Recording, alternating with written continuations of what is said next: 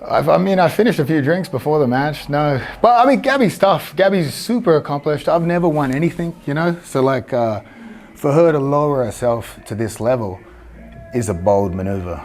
But really, she was kind of a villain to a lot of fans. They were like, who's this woman, this giant woman beating up smaller women?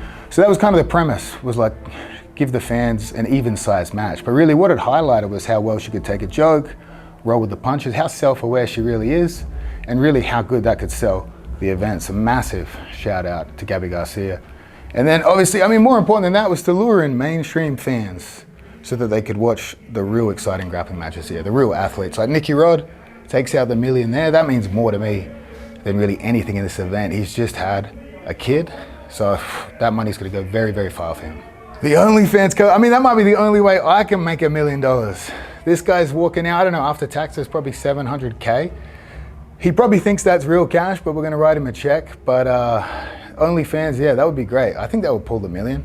I think that might be one match I'd lose. I'd be intimidated going into that one. This one I felt pretty confident.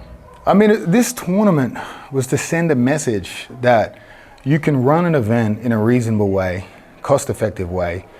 Obviously, I've called it the Craig Jones Invitational. I'm trying to leverage my name to make the event bigger. I'm trying to bring up all the athletes with this event.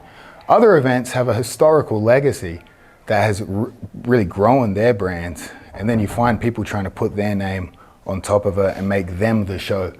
I'm doing that. You could say that's sort of like, oh, look at this guy, he calls it the Craig Jones Invitational. He's never won anything.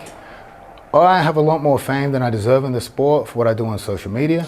This is my way of compensating the real athletes that actually go out there, win and accomplish a lot, but don't get the recognition or the pay they deserve.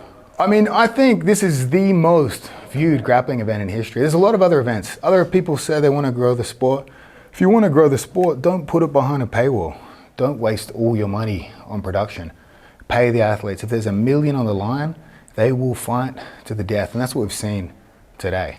So really, if you take care of the athletes, the show, and you put the money in the right places for the show, like again, I make $0 off this. This is my gift back to the community.